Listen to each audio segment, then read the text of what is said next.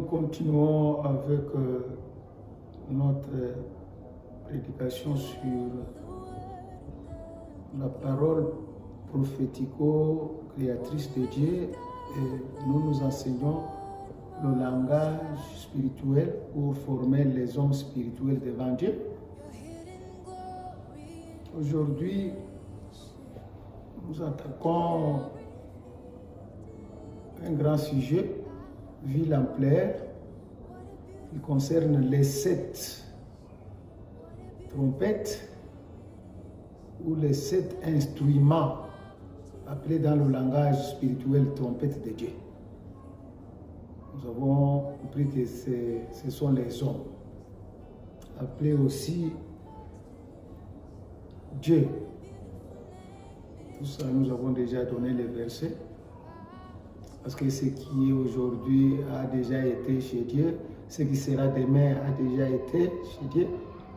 Dieu ramène aujourd'hui ce qui était déjà passé. C'était en Ecclésiaste. Bon. Pourquoi nous disons que c'est un grand sujet, vu l'ampleur de la Bible, composée des Saintes Écritures, vit beaucoup d'instruments ou des hommes spirituels que Dieu a utilisés, mais choisir 7, ça relève de la compétence de Dieu. C'est pourquoi les 7, ça ne sera pas une sélection humaine, comme nous l'avions dit, c'est une sélection divine, parce que c'est un chiffre qui est venu de Dieu lui-même. Nous lisons 1 Corinthiens chapitre 15, verset 45. C'est pourquoi il est écrit, les premiers hommes, Adam, devint une âme vivante. Le dernier Adam est devenu un esprit vivifiant. C'est très clair. Nous avons compris qu'il y a le premier Adam qui est une âme vivante. Comme nous tous, nous venons d'Adam. Mais il y a un dernier Adam, qui est un esprit vivifiant. Épître aux Hébreux, chapitre 1er, premier verset. Il est dit ceci. Après avoir autrefois, à plusieurs reprises, et de plusieurs manières, parler à nos pères par les prophètes, Dieu, dans ces derniers temps, nous a parlé par le Fils qu'il a établi héritier de toutes choses, par lesquelles il a aussi créé le monde, et qui étant le reflet de sa gloire et l'empreinte de sa personne. On peut continuer à lire pour terminer.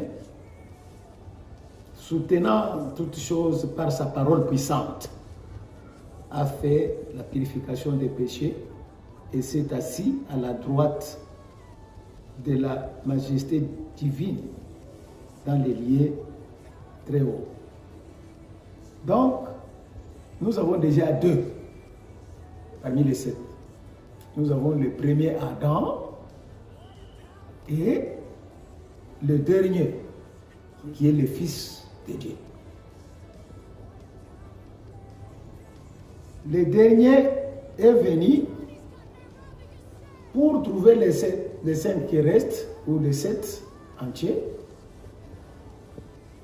Il y a des méthodes sélectives que vous, les spirituels dont nous nous adressons, vous allez comprendre facilement. Mais ceux qui ne sont pas spirituels, c'est difficile à comprendre. C'est-à-dire, nous avons rapprochement de la divinité avec ces hommes appelés Dieu, qui sont au nombre de 7. Rapprochement, comprenez? C'est-à-dire, nous allons comprendre comment rapprocher. C'est Dieu, ou bien la divinité, comme nous venons de lire, qui rapproche ces autres. Il y a Sa Majesté divine, Dieu lui-même, qui va rapprocher les deux que nous allons comprendre, et puis 5 autres, c'est Jésus-Christ qui va les rapprocher. Donc c'est ce que nous appelons la divinité, rapprochement avec la divinité.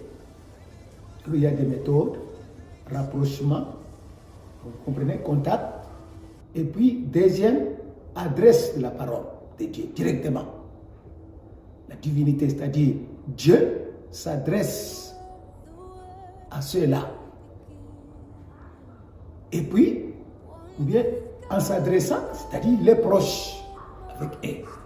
Ou Jésus encore s'adresse à eux, ou il est très proche, c'est-à-dire ensemble avec eux. Voilà les deux méthodes. Ils vont nous montrer les 7. Et nous entrons dans rapprochement.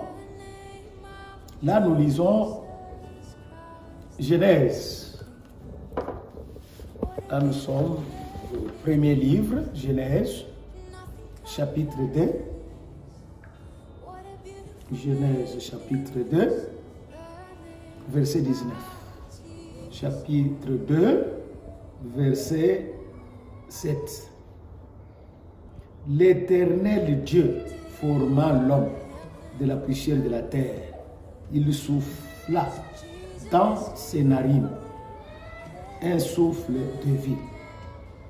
Et l'homme devint un être vivant.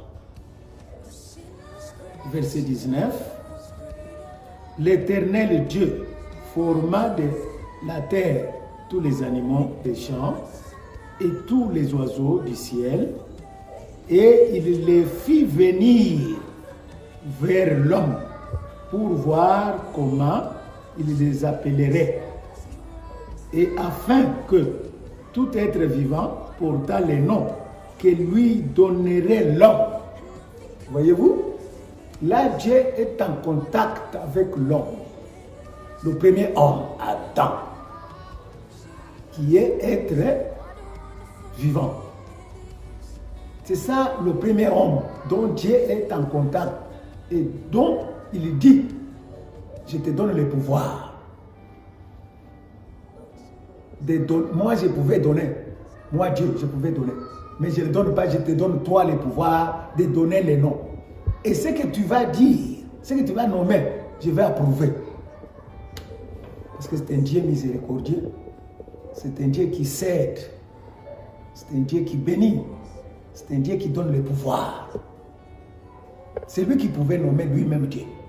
Mais il donne ce pouvoir à l'homme. Et ce que l'homme nomme, c'est ce que Dieu approuve éternellement. Ça reste éternellement. Voilà le premier homme. C'est ce que nous venons de lire. Que le premier homme s'appelait Adam, qui est devenu âme vivante. C'est cet homme que Dieu a parlé d'abord comme premier. Et il lui a donné le pouvoir. C'est ça ce que nous appelons contact avec la divinité ou encore communication avec la divinité. Deuxième, dont nous allons encore voir, toujours contact. Là, nous sommes dans la divinité. Contact avec Dieu. Et l'homme qui choisit lui-même Dieu. Nous allons prendre Exode, toujours dans l'Ancien Testament, chapitre 7, premier verset. L'Éternel dit à Moïse, vois, je te fais Dieu pour Pharaon, et Aaron ton frère sera ton prophète. Vous voyez, communication directe, contact et communication de la parole prophético-créatrice.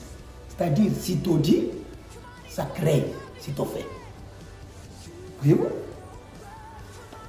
Deuxième, nous sommes encore en train de démontrer la démonstration spirituelle. Et une fois que vous entendez, vous devenez homme spirituel. Et c'est Dieu qui te fait. Ce n'est pas moi, ou ce n'est pas l'autre, mais c'est Dieu. Comme il a fait ici qui? Moïse. Il le fait Dieu. C'est pourquoi quand nous lisons, comme nous avons déjà parlé dans les préambules, quand vous lisez Jean, Évangile, chapitre 10, verset 34 à 35, il les a fait des dieux. Amen. Vous pouvez vous demander comment. Mais dans le langage spirituel, ça s'explique. Nous appuyés par les Saintes Écritures. Donc les sept là sont appelés dieux parce qu'ils étaient en contact direct avec Dieu. Et ils attendent directement la parole venant de Dieu. Ils sont devenus aussi Dieu. Maintenant, parce que nous parlons comme ça, c'est la présentation, nous parlons comme ça, pour arriver au 7. Nous sommes en train de donner les noms. Nous avons dit que le premier était Adam.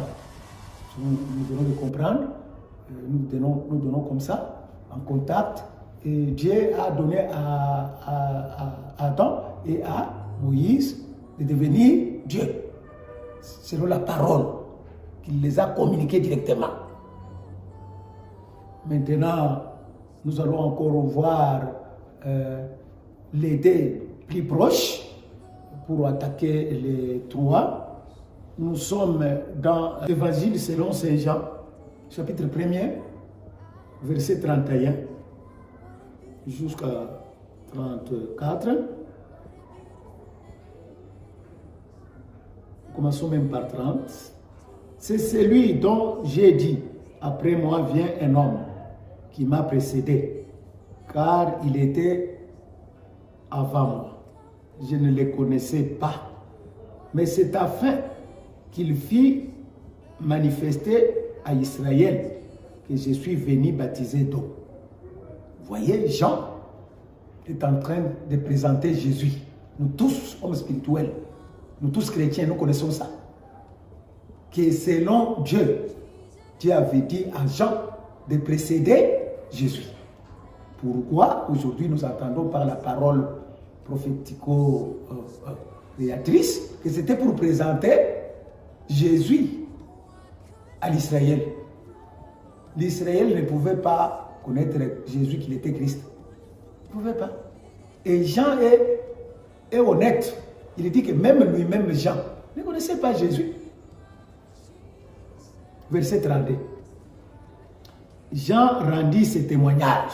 Écoute comment Jean parle en tant qu'un homme spirituel, en tant qu'un homme instrument de Dieu. Je vis l'Esprit descendre du ciel comme une colombe et s'arrêter sur lui. Verset 33. Je ne le connaissais pas. Amen. Mais c'est lui qui m'a envoyé baptiser d'eau. C'est qui? Qui l'avait envoyé? Dieu. Par sa parole directe. Dieu avait connu Jean. Et c'est Dieu qui a dit à Jean, qui a donné mission, qui a mandaté Jean pour présenter Jésus à l'Israël et au monde entier. Sinon, personne ne connaîtrait Christ. Dieu savait, dans sa sagesse, dans sa connaissance, dans sa parole prophético-créatrice. Il avait dit à Jean, pour connaître Christ, vous verrez le Saint-Esprit descendre sur lui. Vous commencez à baptiser dans l'eau, dans les Jourdains. Jean baptisait beaucoup de personnes, mais il connaissait le signe que Dieu l'avait déjà communiqué directement pour connaître que c'est celui-ci qui est le Christ. C'est quand le Saint-Esprit descend sur lui. Effectivement, le Saint-Esprit est descendu au jour et au temps du baptême de Jésus-Christ. La Bible dit le Saint-Esprit est descendu sur lui. C'est celui qui baptise du Saint-Esprit. verset 34. Jean confirme. Et j'ai vu, et j'ai rendu témoignage qu'il est le Fils de Dieu. Amen. Amen. Donc Jésus-Christ, lui, il est présenté comme Fils de Dieu. Parmi les 7, Christ d'abord, parce que c'est lui aussi qui va nous présenter les autres, à part Dieu, le Père. Alors, il y a eu quelqu'un qui l'a précédé, il y a eu quelqu'un qui l'a présenté, qui l'a manifesté à l'Israël et à l'humanité tout entière. Ce sont les 2 personnages du Nouveau Testament, à part les 5 de l'Ancien Testament. Dans les 5, nous avons déjà parlé d'Adam, le premier, et puis de Moïse. Ils sont les 2 hommes de Dieu, instruments, trompettes, qui ont la parole de Dieu en eux. Maintenant, les 2 autres sont les 2 du Nouveau Testament, qui sont Jean pour présenter le Fils de Dieu et le Fils lui-même qui est au-dessus des 6. J'ai vu, j'ai témoigné qu'il est le Fils. Là, c'est d'accord. Tout chrétien, pas seulement chrétien, tous les hommes spirituels savent et disent Amen. Maintenant, nous allons voir comment Christ va nous montrer maintenant, parce que c'est Christ aussi, comme il est venu, comme nous venons de l'identifier, il va aussi nous présenter les autres. Là, nous sommes en Marc. C'est un livre du Nouveau Testament. Ils ne sont pas tellement pressés. C'est la parole de Dieu. Elle est très profonde. C'est le Saint-Esprit qui révèle tout ce que nous sommes en train de parler. Marc, chapitre 9. Là-bas, nous allons lire 2 versets. Versets 2 et 4. Nous allons comprendre ce qu'il est. 6 jours après, Jésus prit avec lui Pierre, Jacques et Jean. Et il les conduisit seuls à l'écart sur une haute montagne. Il fit transfigurer devant eux.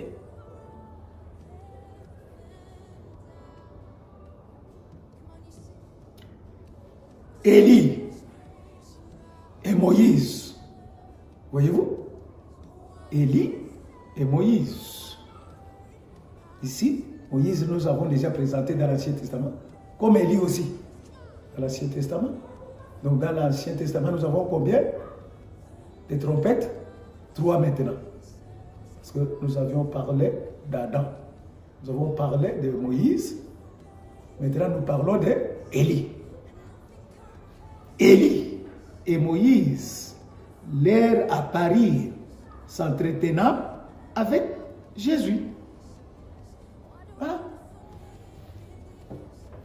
Et Jésus, mais Jésus, lui, est supérieur. La Bible précise que lui est le Fils. Nous venons de comprendre. Témoignage par les témoignages des gens. Jésus, lui, est le Fils de Dieu. Donc, il est supérieur aux 6 autres. C'est pourquoi la Bible dit, écoutez bien, 6 jours après, voyez-vous, au verset 2, 6 jours après. Donc, chaque prophète majeur, bon, c'est le langage pour expliquer, instrument de Dieu représente un jour. C'est pourquoi on dit 6 jours après, Jésus prend, vous voyez, parce que Jésus est 7e. Qui est qui?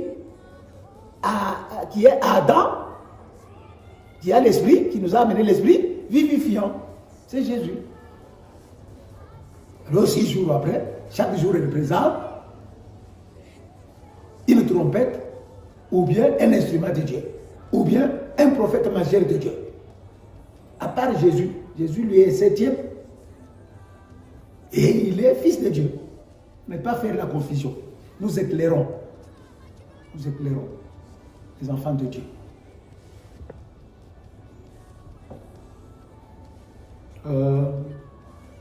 Maintenant,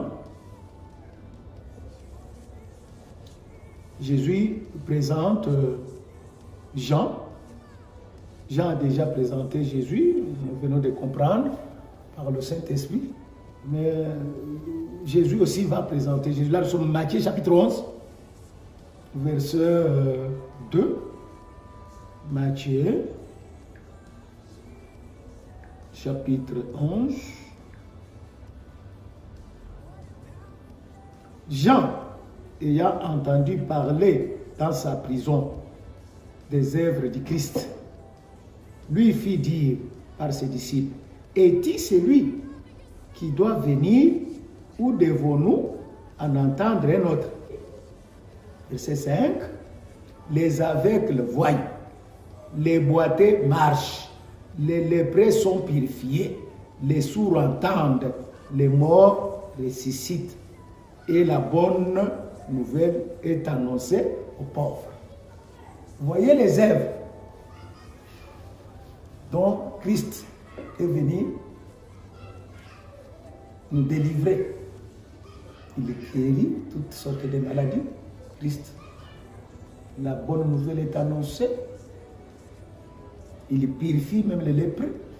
Écoutez ce qu'il dit. Il dit, allez rapporter à Jean ce que vous voyez et ce que vous entendez. Ce n'est pas caché. C'est clair. Là, c'est Jésus. Écoute encore ce que la Bible nous dit sur Jean. Luc, au chapitre, Luc, chapitre 16, verset aussi, 16e. La Bible nous dit quoi? Verset aussi 16e. Luc,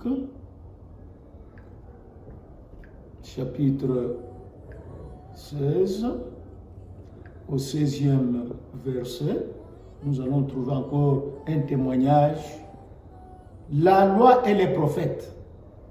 La loi, c'est la loi de Moïse. La loi et les prophètes ont subsisté jusqu'à Jean. Voyez-vous la démarcation? La limite, jusqu'à Jean. Dès lors, c'est-à-dire à partir de Jean, le royaume de Dieu est annoncé. Et chacun de nous, moi et vous, use de violence pour y entrer. Ce n'est pas une violence physique, non. Saint-Esprit nous dit que ce n'est pas une violence physique, mais c'est spirituel. Pour croire à cette prédication, il faut user la violence spirituelle, c'est-à-dire votre intelligence et sagesse, pour écouter, pour avoir ne fût-ce que le temps d'écouter. Parce que le monde charnel est là pour vous empêcher par tous les moyens. Bon, qu'est-ce que nous voulons dire?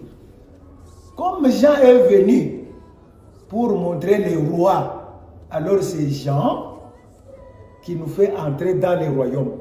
Il n'y a pas le royaume sans les rois.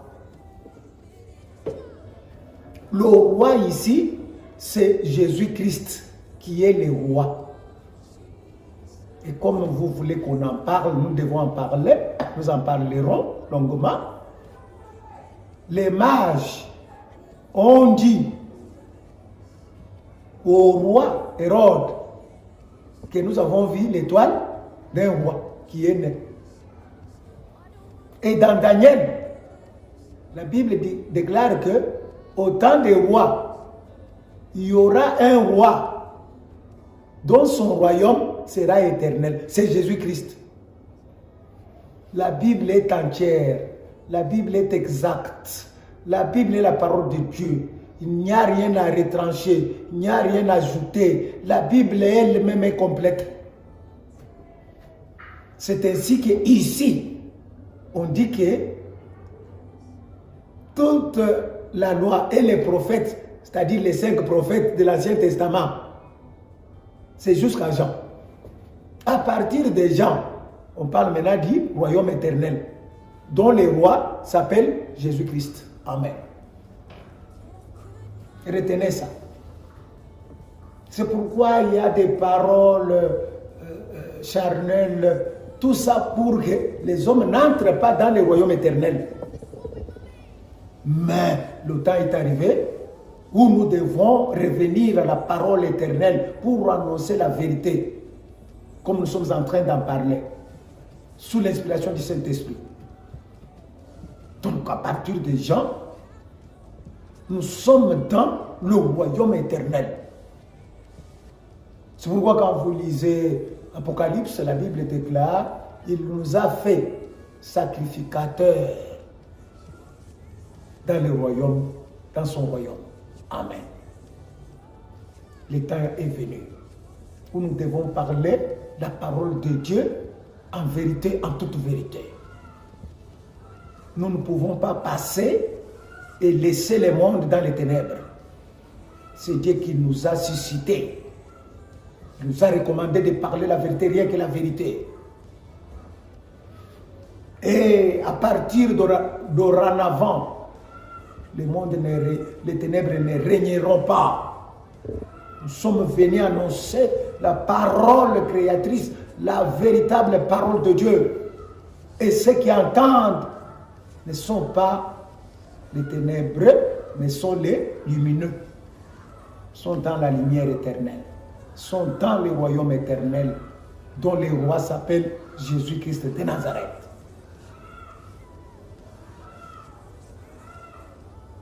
Nous allons lire encore, toujours Jean, chapitre 8, versets 56 à 58. Nous allons trouver encore un autre instrument de Dieu, une autre trompette, et Jésus-Christ va nous révéler. 8, 56 à 58.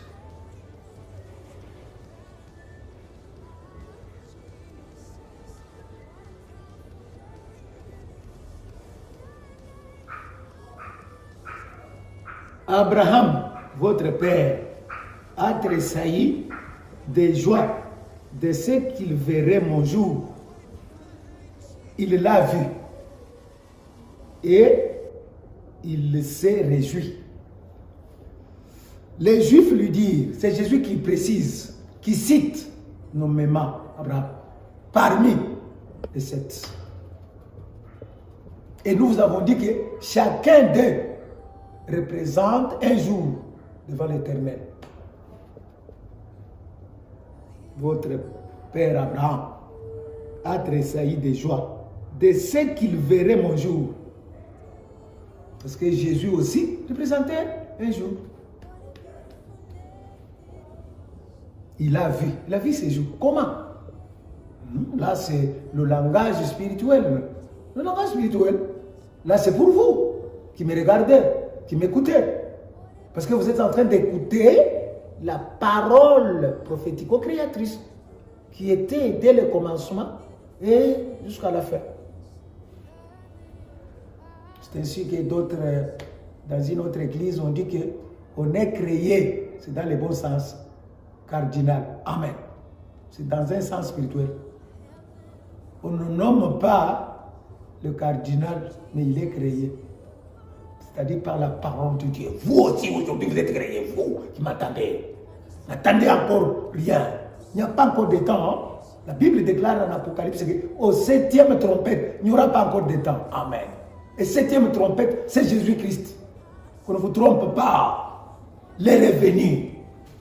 Où lui-même, Jésus a déclaré que l'heure est venue. Elle est déjà venue. Amen. Avec cette parole, avec cette révélation. Qu'on ne vous trompe pas, il n'y a pas encore de temps, bien-aimés. Avec Jésus-Christ, le roi du royaume éternel, on est en train d'entrer dans le royaume éternel. Mais difficilement, difficilement. Luc 16, 16. Vous devez user de violence. Toutes les zones d'ombre doivent être enlevées par la parole prophétique. Nous ne sommes pas au temps de penser beaucoup. Nous ne sommes pas au temps de dire qu'il y a encore. Non, il n'y a pas encore de temps. Depuis que Jésus est là, il n'y a pas encore de temps. Écoute ce que les Juifs disent à Jésus. Verset 57. Les Juifs lui disent, tu n'as pas encore 50 ans. Et tu as vu Abraham. Vous voyez? Les charnels ne comprennent pas. Les charnels entendent les choses dans le passé. Or, l'Ecclésiaste nous a éclairé. Ce qui est a déjà été. Ce qui sera a déjà été. Le passé est ramené à présent. Amen. Ils ne comprennent pas. Mais vous, vous êtes errés. Vous qui me regardez. Vous qui vous abonnez. C'est une violence que vous êtes en train de faire pour hériter la vie éternelle. Pour entrer dans le royaume éternel. Vous êtes les plus heureux, vous, de par le monde. Les femmes, les hommes, les enfants, les vieillards, qui vous faites violence pour entrer. Parce que je sais que pour entrer dans cette page du langage spirituel de Dieu, la révélation directe de Dieu, ce n'est pas facile. Si vous avez eu l'occasion d'entrer, vous êtes prédestinés à la vie éternelle. Vous êtes les plus heureux du monde. Vous. Voyez-vous? Je crois que la liste des 7 est comprise. Nous avons commencé avec Adam. Nous avons compris comment Dieu l'a appelé et la mission directe que Dieu lui a donnée. Nous avons encore parlé. Le reste, 1. Noé. Noé. Dieu a parlé avec Noé. Directement, Dieu a parlé avec Noé. Nous pouvons lire toujours Genèse, chapitre 7, versets 2 à 3. Genèse, chapitre 7, versets 2 à 3. L'Éternel dit à Noé, entre dans l'arche, toi et toute ta maison, car je t'ai vu juste devant moi. Vous voyez? Contact direct avec Dieu. Parole directe avec Dieu. Parmi cette génération. Dieu voit toute génération, mais il s'est choisi son instrument. L'homme trompette. Il s'adresse, il prend sa parole, il met en lui. Et c'est lui qui va évangéliser, qui va prêcher, qui va parler de la parole divine aux autres de sa génération. Tu prendras, là c'est verset 2, auprès de toi, 7 couples, tu vois, 7 couples, de tous les animaux purs, les mâles, sa femelle, une paire des animaux qui ne sont pas purs, même ceux qui ne sont pas purs, les mâles et sa femelle. Verset 3. 7 couples aussi des oiseaux du ciel, mâles et femelles. Vous voyez le chiffre 7, hein? Le chiffre divin.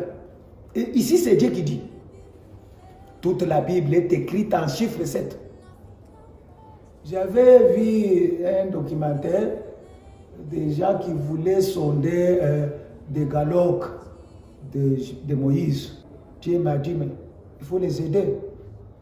J'ai dit, Dieu, avec ta grâce, quand le temps viendra, où nous aurons le temps, nous allons parler aussi. Je ne savais pas, mais Dieu a donné l'occasion, avec l'Internet, avec les réseaux sociaux. S'ils m'écoutent, ils peuvent relancer le débat. Ça va les aider dans ce langage spirituel.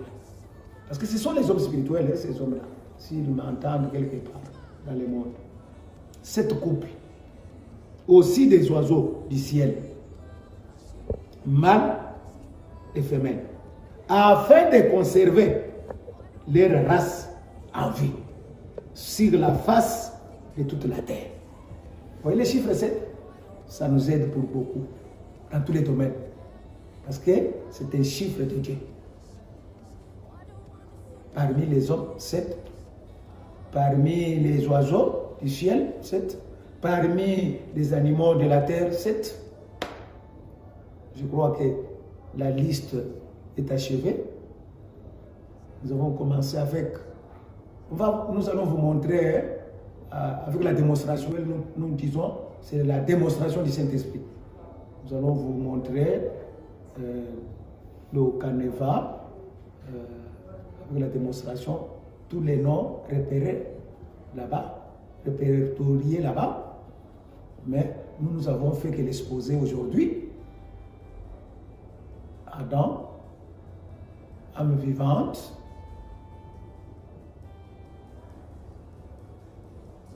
Noé, Dieu a parlé avec lui pour conserver la vie à tout ce qu'il avait créé, mais dont les déluges avaient détruit. Il fallait conserver les races des purs et des impurs. C'est pourquoi nos races restent, même race animale, même race des oiseaux, même race des hommes. Nous sommes bien conservés par la grâce de Dieu à travers sa parole, à travers ses instruments. Noé est là, Abraham est là, dont les Juifs voulaient faire dire qu'il est seulement pour eux, mais dont Jésus-Christ leur a fait voir qu'il est que parmi les 7, Dieu le connaît, mais pas seulement pour vous. Nous avons vu Élie, qui était avec Moïse et Jésus au milieu, rapprochés l'un et l'autre. Nous avons vu Moïse rapproché avec Jésus, en train de parler avec Jésus dans la divinité. Nous avons vu Jean comme présentateur de Jésus. Et puis enfin, Jésus-Christ lui-même comme étant le Fils. Lui est le Fils de Dieu. Shalom, shalom. Prochainement, nous allons commencer maintenant à parler des sons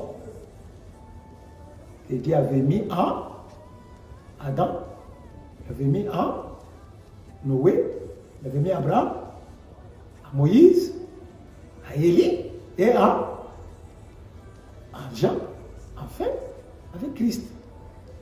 Nous allons encore parler, mais aujourd'hui nous avons d'abord présenté physiquement, en direct, la divinité avec ses instruments. Dieu lui-même, dans sa majesté, et puis Jésus-Christ, comme son Fils, ont rapproché les 7. Bien que la sélection était difficile, mais avec l'aide du Saint-Esprit, que Dieu soit loué. Soyez bénis abondamment au nom de la divinité de notre Dieu, le Créateur, dans sa parole prophético-créatrice, où il a tout prévu. Et aujourd'hui, nous en parlons à l'aide du Saint-Esprit. Que Dieu vous bénisse éternellement. Parce que vous êtes déjà candidat dans le royaume éternel de son Fils, de son amour. Amen.